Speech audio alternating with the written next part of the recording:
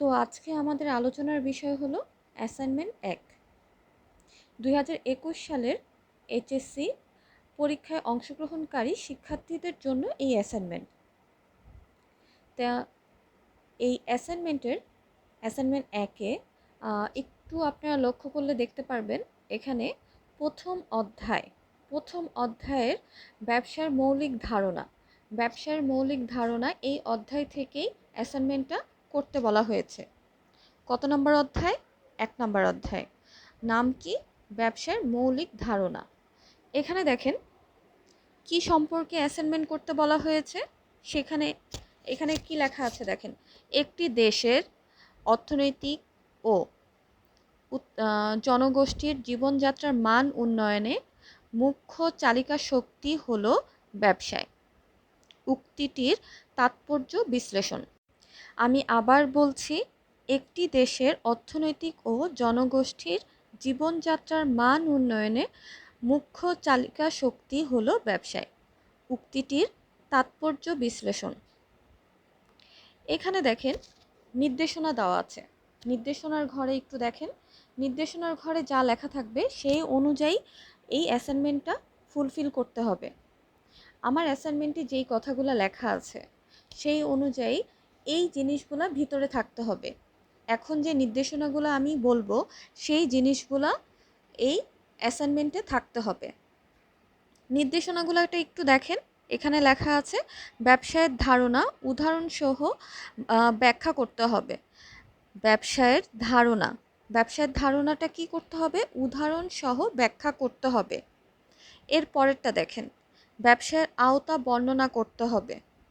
এরপরে কি? ব্যবসার আওতা বর্ণনা করতে হবে। এরপরে ব্যবসার কার্যাবলী বর্ণনা করতে হবে। থার্ড কি? থার্ড হলো ব্যবসার কার্যাবলী বর্ণনা করতে হবে। ফোর্থ 4 নাম্বার দেখেন, অর্থনৈতিক ও জীবনযাত্রার মান উন্নয়নে মুখ্য চালিকা শক্তি হিসাবে ব্যবসায় স্বীকৃতি ভূমিকা রাখে তা ব্যাখ্যা করতে হবে। তাহলে আমাদের অ্যাসাইনমেন্টে এই 4টা জিনিস উপস্থিত থাকতে হবে। এরপরে দেখেন নির্দেশনায় আরও কিছু আছে, সেটা হলো আপনারা 4 মার্ক কিভাবে পাবেন, তারপর 3 মার্ক কিভাবে পাবেন, তারপর হলো কি 2 মার্ক কিভাবে পাবেন, 1 নম্বর কিভাবে পাবেন। এখন আমরা অবশ্যই জেনে শুনে যেখানে 4-এর মধ্যে অবশ্যই আমরা 1 পেতে চাবো না, আমরা 4-এ 4ই পেতে চাবো। যার কারণে আমরা পরেরগুলো আর দেখব না। আমরা প্রপার কিভাবে অ্যান্সার দিব এবং মানে ফুল নাম্বারটা কিভাবে পাবো সেইটা আমরা আজকে ওইটা নিয়েই আলোচনা করব। অবশ্যই আমরা 4-এর মধ্যে 3, 2, 1 এটা কেউই পেতে যাব না, তাই না? এর জন্য আমরা শুধুমাত্র আমরা 4 নাম্বার বা ফুল নাম্বারটা কিভাবে পেতে পারি তা নিয়ে আলোচনা করব। তাহলে একটু দেখেন, 1 নাম্বার মানে কতে লেখা আছে ব্যবসায়ের ধারণা। তা ব্যবসায়ের ধারণার মধ্যে সেখানে কি কি উল্লেখ থাকতে হবে? উদাহরণসহ ব্যবসায়ের ধারণা সঠিকভাবে ব্যাখ্যা করলে। আপনারা যদি উদাহরণসহ ব্যবসায়ের ধারণা সঠিকভাবে ব্যাখ্যা করেন তাহলে পুরো 4 মার্কই পাবেন। আমরা ব্যবসায় কাকে বলে এটা লিখব এবং এটার সাথে হলো একটি উদাহরণ দিব সুন্দর করে ব্যাখ্যা দিয়ে, তাহলে আমরা 4 মার্ক পাবো। এরপর ব্যবসার আওতার মধ্যে কি কি থাকতে হবে একটু দেখেন। ব্যবসার আওতার মধ্যে ব্যবসায়ের আওতার ছকসহ ব্যবসার আওতাটা অবশ্যই ছকসহ হতে হবে। তার ভিতর হলো শিল্প, বাণিজ্য, প্রত্যক্ষ সেবার ব্যাখ্যা সঠিকভাবে লিখলে আমরা ব্যবসার আওতাটা লিখব। কিন্তু 4 মার্ক কখন পাবো? যখন ব্যবসার আওতাটা ছক সহ আমরা লিখব এবং ব্যবসার শিল্প ও প্রত্যক্ষ সেবার ব্যাখ্যা সঠিকভাবে লিখলে। আমরা আওতায় ছক করব এবং শিল্প, বাণিজ্য ও প্রত্যক্ষ সেবার সঠিকভাবে ব্যাখ্যা করলে পুরো 4 নাম্বারটাই পাবো। এরপর হলো গ নাম্বারে হলো ব্যবসার কার্যাবলী। অনেকগুলোই আছে, তার মধ্যে থেকে আমরা 8টি কার্যাবলী সঠিকভাবে আমরা এটার যখন ব্যাখ্যা করব তখন আমরা পুরো 4 মার্কই পাবো। তাহলে ব্যবসার 4টি কার্যাবলী সঠিকভাবে লিখতে হবে এবং এটা আমরা অবশ্যই ব্যাখ্যা করব। এরপর হলো ঘ। ঘ নাম্বারটা একটু দেখেন। ঘ নাম্বারে হলো দেশের অর্থনৈতিক ও জনগোষ্ঠীর জীবনযাত্রার মান উন্নয়নের মুখ্য চালিকা শক্তি হিসাবে ব্যবসার ভূমিকা নিরূপন্ন। তো এখানে আমাদের 4 নাম্বার পেতে হলে কি কাজ করতে হবে? এখানে আমাদের 4 নাম্বার পেতে হলে ব্যবসার কমপক্ষে 7টি অর্থনৈতিক গুরুত্বের এবং জীবনযাত্রার মান উন্নয়নের 5টি কারণ যথাযথভাবে ব্যাখ্যা করলে, তাহলে ব্যবসার এই যে 4 নাম্বারটার উত্তর এর যে আমরা 4 মার্ক পাবো, সেটা কি কাজ করতে হবে? সেটা হলো ব্যবসার কমপক্ষে 7টি অর্থনৈতিক গুরুত্বের এবং জীবনযাত্রার মান উন্নয়নে 5টি কারণ যথাযথভাবে ব্যাখ্যা করলে।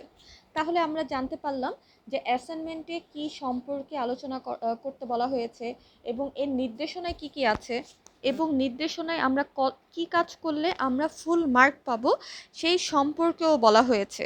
তাহলে আমরা যদি এত কিছু জানি তাহলে আমাদের লিখতে অবশ্যই সুবিধা হবে।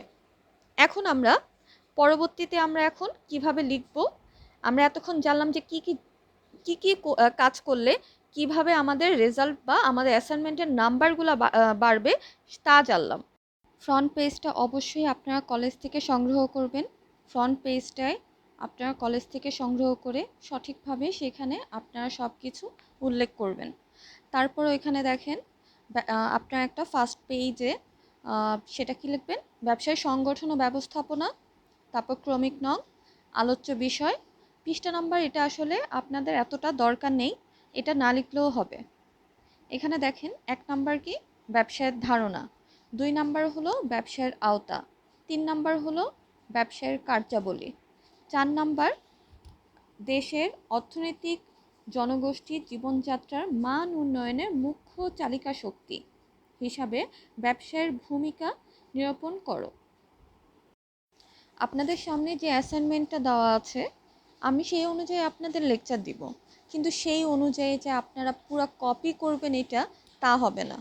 আপনারা এখান থেকে ধারণা নিয়ে আপনাদের মতো করে আরও সুন্দর করে গুছিয়ে আপনারা লিখবেন। এখান থেকে আপনারা জাস্ট ধারণা নেবেন, সেই ধারণার আঙ্গিকে আপনাদের মতো করে আপনারা লিখবেন। এখন দেখেন প্রথমে কি আছে? প্রথমে আছে ব্যবসায়ের ধারণা। ব্যবসায়ের ধারণা এখানে ইংরেজি বিজনেস শব্দের আবিধানিক অর্থ কোনো কাজে ব্যস্ত থাকা। তাহলে ইংরেজি বিজনেস শব্দের আবিধানিক অর্থ হলো কোনো কাজে ব্যস্ত থাকা। মুনাফা অর্জনের উদ্দেশ্যে উৎপাদন বন্টন সহ সকল বৈধ অর্থনৈতিক কাজকে ব্যবসায় বলে। আমি আবার বলছি, মুনাফা অর্জনের উদ্দেশ্যে উৎপাদন ও বন্টন সহ সকল অর্থনৈতিক কাজকে ব্যবসায় বলে। অর্থনৈতিক কাজ বলতে অর্থ উপার্জন বা আয় রোজগারের উদ্দেশ্যে কোনো কাজ করাকে বোঝায়।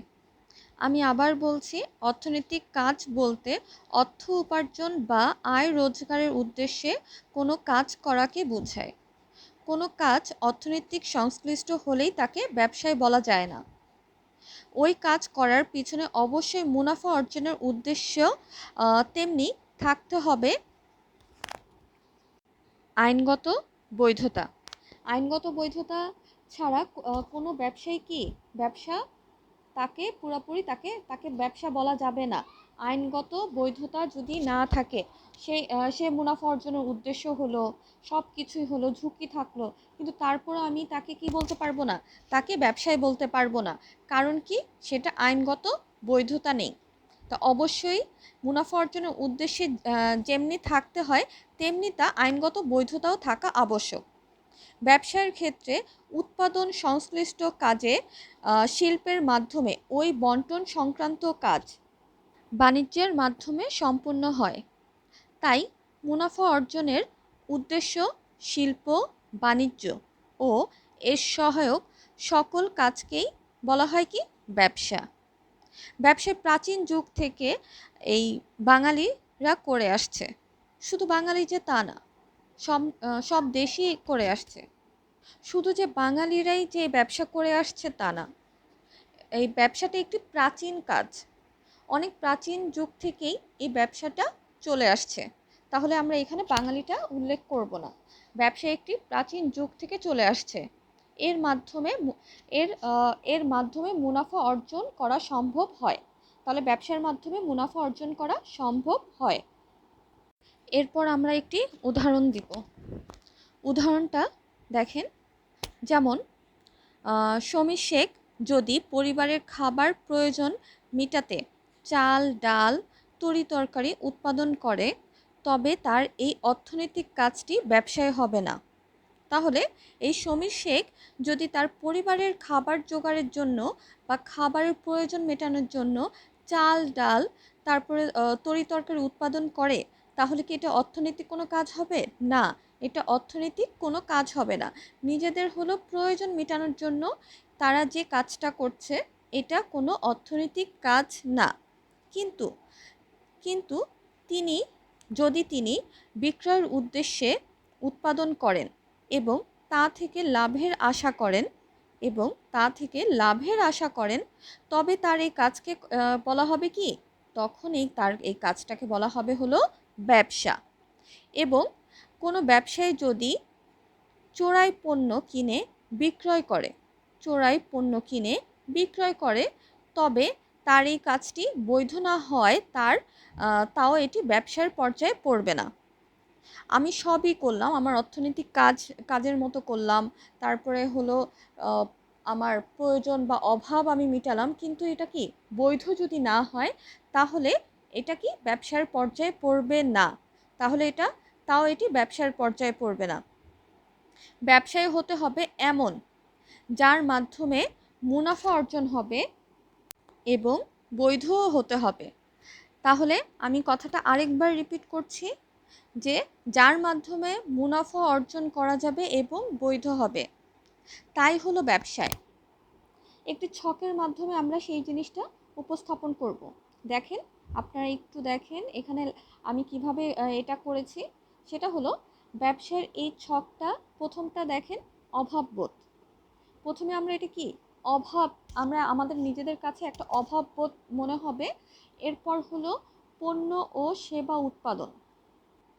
এরপরে আছে বিনিময় ও বন্টন, ক্রয় বিক্রয়। এরপরে আছে হলো বিনিময় সহায়ক কাজ। এরপর আছে অভাবের পরিতৃপ্তি।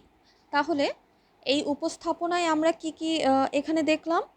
প্রথমে আছে হলো অভাববোধ, তারপর হলো পণ্য ও সেবা উৎপাদন, বিনিময় ও বন্টন, ক্রয় বিক্রয়, তারপর ব্যবসায় সহায়ক কাজ, অভাবের পরিতৃপ্তি।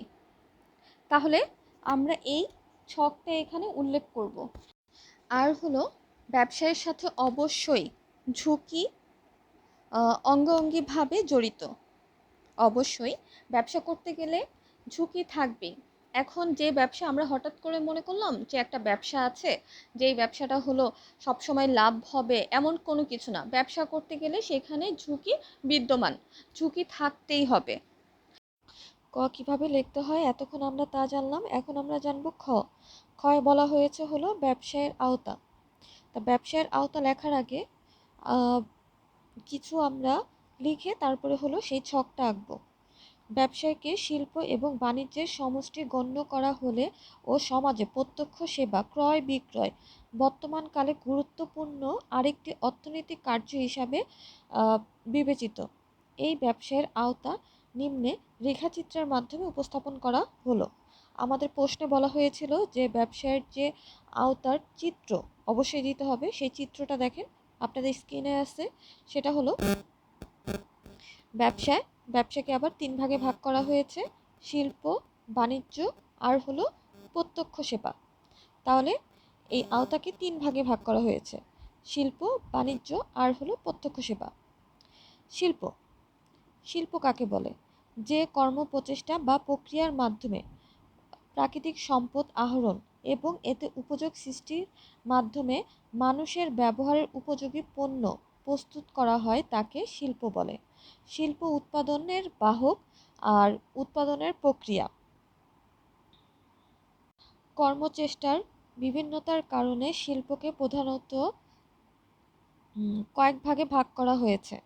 তাহলে আমরা শিল্প কাকে বলে আমরা অবশ্যই সবাই জানি। শিল্প হলো প্রকৃতি প্রদত্ত সম্পদ আহরণ করে এতে উপযোগ সৃষ্টি করাকেই আসলে বলা হয় হলো শিল্প। শিল্পকে আবার কয়েক ভাগে ভাগ করা হয়েছে, সেটা আবার আপনাদের অবশ্যই উল্লেখ করতে হবে। কৃষি শিল্প, প্রজনন শিল্প, নিষ্কাশন শিল্প, নির্মাণ শিল্প, প্রস্তুত শিল্প আর সেবা পরিবেশক শিল্প। এরপর হলো বাণিজ্য কাকে বলে। বাণিজ্য কি সেটা সম্পর্কে দেখেন। শিল্পে উৎপাদিত পণ্য, শিল্পে যেই জিনিসগুলো উৎপাদিত হয়, শিল্পে উৎপাদিত পণ্য প্রকৃত ভোগকারী বা ব্যবহারকারীর নিকট পৌঁছানোর ক্ষেত্রে যে সকল প্রতিবন্ধকতা দেখা দেয় মুনাফা অর্জনের উদ্দেশ্যে তা দূরীকরণের গৃহীত যাবতীয় কার্যাবলীকেই আসলে বলা হয় হলো বাণিজ্য। সুতরাং বাণিজ্য ব্যবসায়ের গুরুত্বপূর্ণ একটি অঙ্গ হিসাবে বন্টন কাজের সাথে সম্পৃক্ত। বাণিজ্যে আওতাভুক্ত বিষয় হলো ট্রেড, ট্রেড বা পণ্য বিনিময়, আর এর পরেরটা হলো পণ্য বিনিময় সহায়ক কার্যাবলী। এরপর হলো প্রত্যক্ষ সেবা।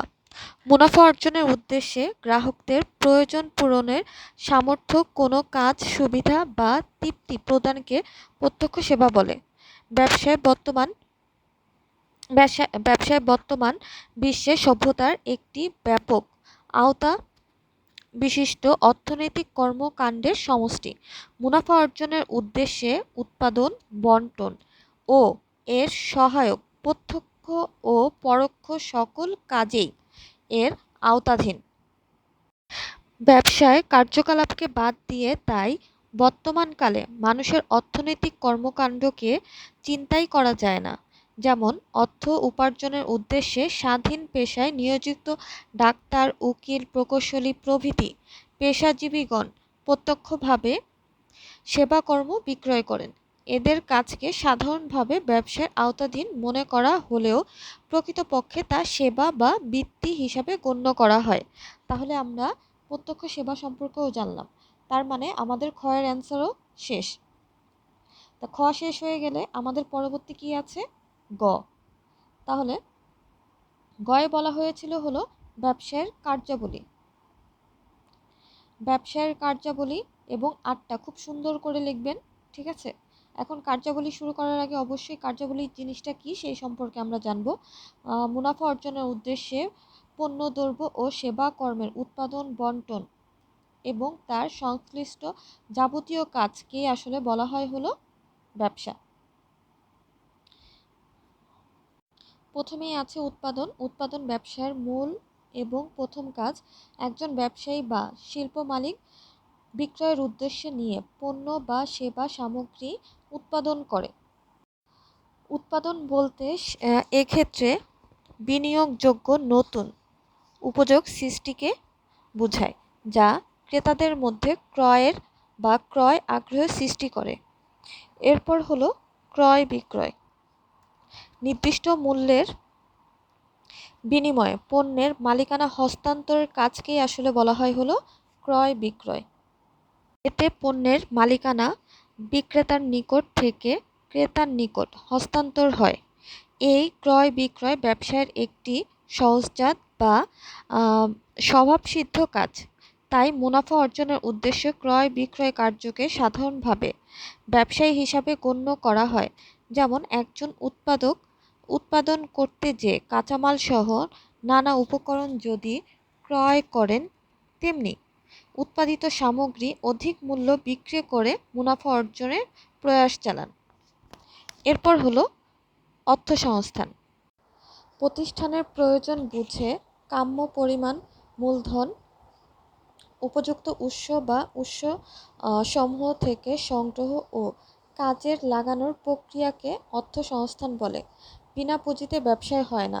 একজন শিল্প উদ্যোক্তা যেমনি শিল্প প্রতিষ্ঠান স্বল্প ও দীর্ঘমেয়াদী অর্থসংস্থান করতে হয়, তেমনি একজন ছোট দোকানদারকেও দোকান ভাড়ার অগ্রিম প্রদান সহ দোকানের আহ, সাজসজ্জা, মালামাল সংগ্রহ ইত্যাদির প্রয়োজনে অর্থ সংস্থানের প্রয়োজন পড়ে।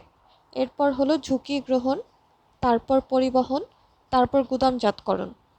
পরিবহনে আছে ঝুঁকি গ্রহণে আছে ঝুঁকি হলো আর্থিক ক্ষতির সম্ভাবনা, মানুষের জীবন ও সম্পত্তিকে ঘিরে ঝুঁকি ও অনিশ্চয়তা বিদ্যমান।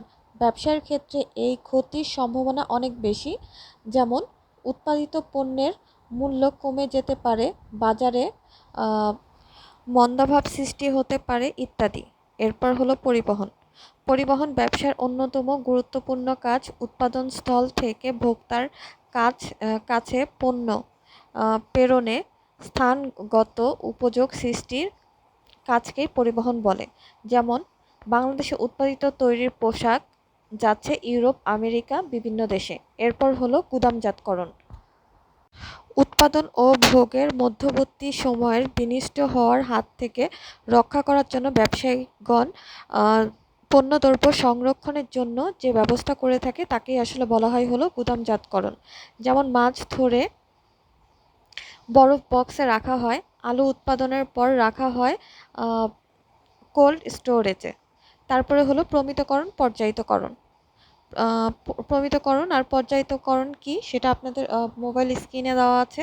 পণ্যের ওজন, আকার, রং, গুণাগতি ইত্যাদি বিষয় বিবেচনা নিয়ে পণ্যের সঠিক মানের সীমা নির্ধারণের কার্যকেই আসলে বলা হয় হলো প্রমিতকরণ।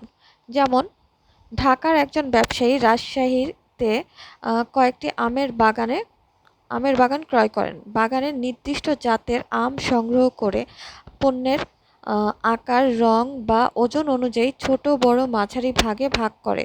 এটা হলো প্রমিতকরণ। আর পর্যায়িতকরণ হলো পূর্বের মান অনুযায়ী পণ্যকে বিভাজন করার কাজকে বলা হয় হলো পর্যায়িতকরণ। যেমন গ্রাহকের আকৃষ্ট করার জন্য সাবান, শ্যাম্পু, তারপরে গুঁড়া দুধ বিভিন্ন ভাগে ভাগ করাকেই আসলে বলা হয় হলো পর্যায়িতকরণ। তারপরে হলো মোড়কীকরণ। মান সংরক্ষণ, ক্ষতির হাত থেকে রক্ষা ও আকর্ষণীয় করার কাজকে মোড়কীকরণ বলে। যেমন চানাচুর, চিপস ইত্যাদি প্যাকেটজাত করা। এরপর ব্যবসায় 7টি অর্থনৈতিক গুরুত্ব: সম্পদের উপযুক্ত ব্যবহার, ব্যক্তিগত ও জাতীয় আয় বৃদ্ধি, জাতীয় অর্থনৈতিক প্রবৃদ্ধি উন্নয়ন। সম্পদের উপযুক্ত ব্যবহার: বাংলাদেশে প্রাকৃতিক ও অপ্রাকৃতিক নানা ধরনের সম্পদের যথাযথ ব্যবহারের ব্যবসায় গুরুত্বপূর্ণ ভূমিকা রাখে। প্রাকৃতিক গ্যাস বাণিজ্যিক ব্যবহার, তারপর কৃষিভিত্তিক শিল্প গঠন, বনজ সম্পদ, জনশক্তি ইত্যাদি কার্যকর ব্যবহারের মাধ্যমে ব্যবসায়ের দেশের অর্থনৈতিক উন্নয়নে ভূমিকা রেখে চলেছে। এরপর হলো ব্যক্তিগত ও জাতীয় আয় বৃদ্ধি। প্রকট বেকার সমস্যা এ দেশেও ব্যাপক। মানুষ ব্যবসায়ের বিভিন্ন শাখার যেমনি মালিক, কর্মী, সরবরাহকারী, সেবাদানকারী, ঋণদাতা ইত্যাদি নানান কাজে নিয়োজিত থাকে, ফলে তাদের আয় জোগাড় বৃদ্ধি পায়। এতে সামগ্রিক জাতীয় উৎপাদনের পরিমাণও বাড়ে। এরপর হলো জাতীয় অর্থনৈতিক প্রবৃদ্ধির উন্নয়ন। অর্থনৈতিক প্রবৃদ্ধির সাথে জাতীয় উৎপাদনের সম্পর্ক বিদ্যমান। বাংলাদেশে 2016-17 যে অর্থনৈতিক প্রবৃদ্ধি 7.28% ঘটেছে, তা শিল্প ও সেবা খাতের বর্তমান ছিল 85.17%। এরপর হলো সঞ্চয় উৎসাহ দান। ব্যবসায় সবসময় নতুন বিনিয়োগে প্রত্যাশা করে। এছাড়া নতুন ব্যবসায়ের গঠনেও পুঁজির প্রয়োজন হয়, তাই এরূপ প্রত্যাশা ও সঞ্চয়ে উৎসাহিত করে বাংলাদেশের ব্যাংক ব্যবসায়ে জনগণের সঞ্চয় করে বিনিয়োগ বৃদ্ধিতে প্রত্যক্ষ ভূমিকা রাখে।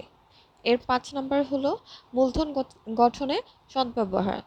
ব্যবসায় প্রয়োজনে এর উদ্যোক্তা ও পরিচালকগণ বিভিন্ন উৎস থেকে অর্থ সংগ্রহ করে তাকে মূলধনে পরিণত করে। ব্যবসায় এইরূপ মূলধনের কার্যকর ব্যবহার আবার নতুন মূলধন গঠনকে উৎসাহিত করে। তারপরে হলো 6, সরকারের রাজস্ব বৃদ্ধি। বাংলাদেশ সরকারের রাজস্ব আয়ের মূল উৎস হলো দেশের ব্যবসায়ের খাত। 2014 থেকে 2017 সালের অর্জিত মোট রাজস্ব 35.78%, ভ্যাট 11.42%, আমদানি শুল্ক ও 17.31 সম্পূরক শুল্ক খাত থেকে এসেছে। তাই সরকারের অর্থনৈতিক বুনিয়াদ দেশের ব্যবসার খাতের উপর নির্ভরশীল বলা চলে। পর কর্মসংস্থানের সুযোগ বৃদ্ধি। বাংলাদেশ কৃষি নির্ভর দেশ হলেও এ দেশের উল্লেখযোগ্য সংখ্যক মানুষ ব্যবসার ক্ষেত্রে কর্মরত।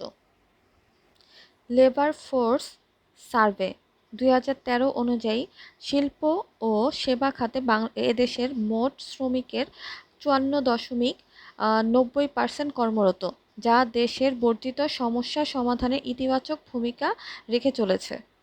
জীবনযাত্রার মান উন্নয়নের 5টি কারণ যথাযথভাবে ব্যাখ্যা করা হলো। কর্মসংস্থান একটি দেশের অসংখ্য ব্যবসায়ী প্রতিষ্ঠানে অর্থনৈতিক অগ্রগতিতে অবদান রাখে।